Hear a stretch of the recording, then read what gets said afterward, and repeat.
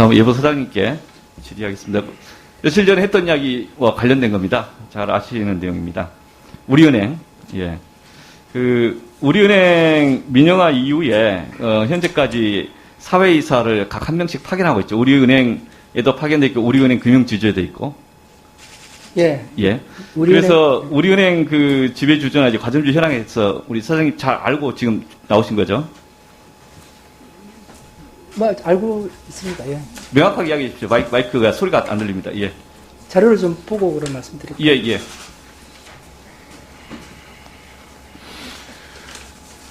예. 예. 우리 금융 주주 중에서 그 예보나 국민연금을 제외하고, 과점주들이 어떨 때는 5개, 어떨 때는 6개, 뭐 4개 뭐 이러는데, 사회이사 추천권을 가지고 있죠. 예. 지금, 현재는, 5개, 한투, 키움, 하나생명, IMEP, 푸본 등이, 이렇게 5개의 주주들이 과점주주들이죠. 맞습니다. 그리고 그 중에서 4명의 이사 추천권이 있는 것이죠. 그렇습니다. 예. 그 다음, 과점주주들과 예보는 추천된 후보, 그러니까 예보도 또 한 명 추천권이 있는 거죠? 그렇습니다. 예. 비상임 이사입니다. 예, 비상임 이사로. 예. 그래서 그 이게 추천된 후보에 대해서 지난 그 일관되게 의총 과정에서, 선출을 한 것이죠? 그렇습니다. 사회이사 후보 추천위원회를 예. 과점주주가 우리금융지주에 제안을 하면 임원 후보 추천회에서 후보를 추천하고 이사회에서 후보를 확정하면 주주총회에서 사회이사를 선임합니다. 또 하나는 우리은행의 경우에는 임원 추천위원회가 있습니다. 그 임원 추천위원회는 과점주주들이 추천한 이사들로, 사회이사들로만 구성되죠. 그거는 제가 우리은행 부분은 제가 우리은행 자료를 받고 제가 예. 오늘 아침 받았습니다. 예, 맞습니다. 의원님 자료 받으셨으면 예, 사회이사만으로 구성되는 걸로 되어 있고, 그래서 이 임추위 추천으로 2명 후보를 추천하게 되면 그 후보를 우리은행에 또 추가 사회이사로 선임을 하죠. 네, 그런 걸로 알고 있습니다. 예. 이 선임하는 건 주총에서 하기 때문에 그건 이제 우리은행 금융주주가 100% 자회사인 그렇습니다. 우리은행에 2명을 선출한다는 겁니다. 우리은행은 예, 우리금융주주가 선임하는 예. 거. 국민연금은 9% 지분을 갖고 있는데 이사 추천권이 없죠. 예. 예. 그래서 과점주주들이 우리 금융지주 그리고 우리은행을 경영하고 있다고 설명하신 것이죠. 저희들이 이제 우리금융지주에 대해서 과점주주들에게 경영의 자율성을 인정하겠다고 이렇게 그때 우리금융지주 그 민영화를 할 때 그런 방침을 정해서 운영하고 있습니다. 예. 그래서 우리 우리 금융에 대해서 과점주주들에게 경영권을 사실상 존중하고 그에 따라서 지금 경영해오고 있는 거죠. 그렇습니다. 예. 이제 됐습니다. 다 넘어갔고요. 자, 화면 바꿔주십시오.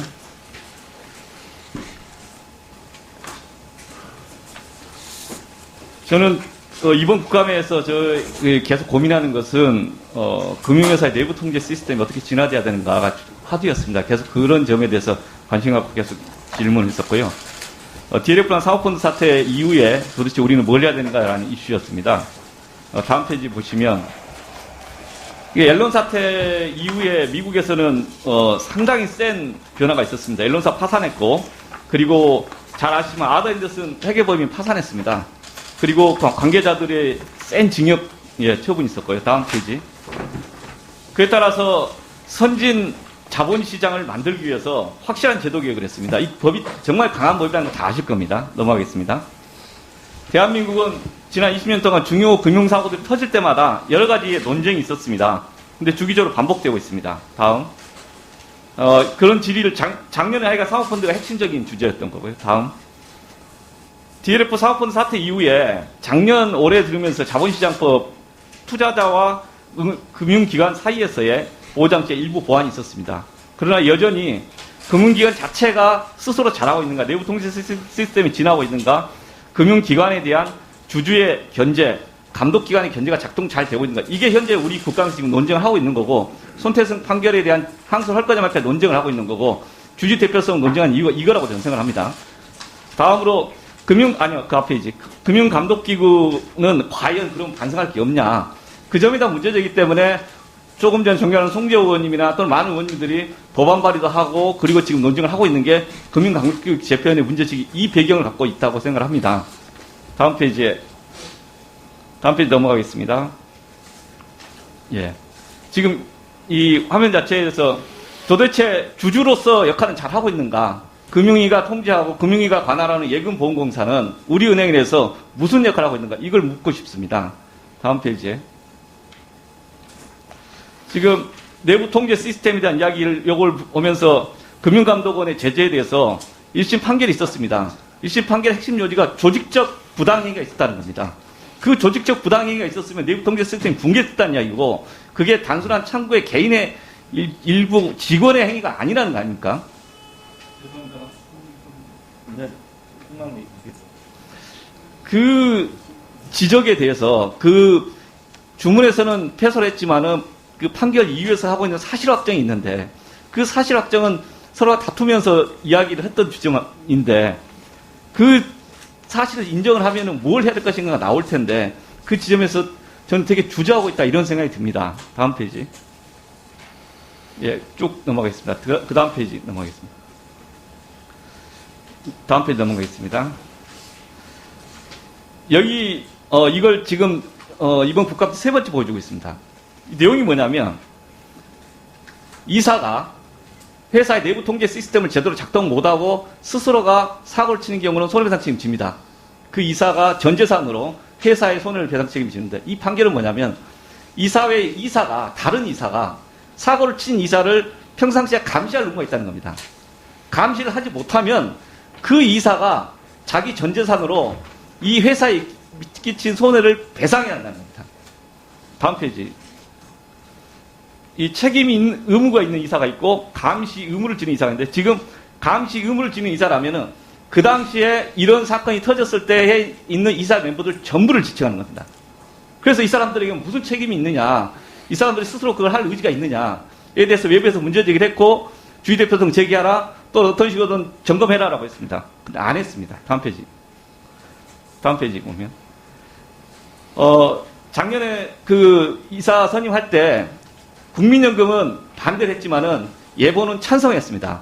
우리은행 그 연임할 때. 그래서 5대 지주회사 이 관련 이사회를 쭉 자료를 수집해 봤습니다. DLF 상업펀드 환급 이 중단 관련해서 내부 통제 관련해서 무슨 반성이 있었느냐. 5대 시중은행 그 지주회사들이 없었다는 겁니다. 제대로 다루는 게 없었다는 겁니다. 그러니까 이런 상황을 놓고 무슨 미래가 있겠느냐. 금융기관들이 어떤 변화가 있겠느냐. 앞으로 이런 이벤트가 또 터지면 어떻게 할 거냐. 고민이 있다는 겁니다. 다음 페이지. 국민연금은 반대를 했는데 예보는 반대를 하지 않았고 예보는 지금도 이런 것을 주저하고 있습니다. 다음 페이지. 뭐 몇 가지 기준이 있는데 이 기준에 부합하는 현 상황이 그렇게 볼 수 있는 거 아닌가 싶은데 다음 페이지 정말. 그런데 다음으로 넘어가겠습니다.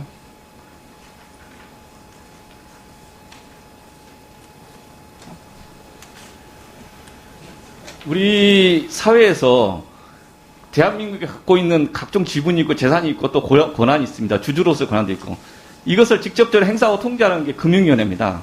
그리고 금융감독원이고 근데 금융위원회, 금융감독원은 이 상황에 대해서 어떤 식으로 하시겠습니까? 그래서 금융위원장님, 금융감독원장님 이 전체적인 상황에 대한 회사의 내부 통제 시스템 또는 주주권 행사에 대해서 한 말씀씩 해주십시오.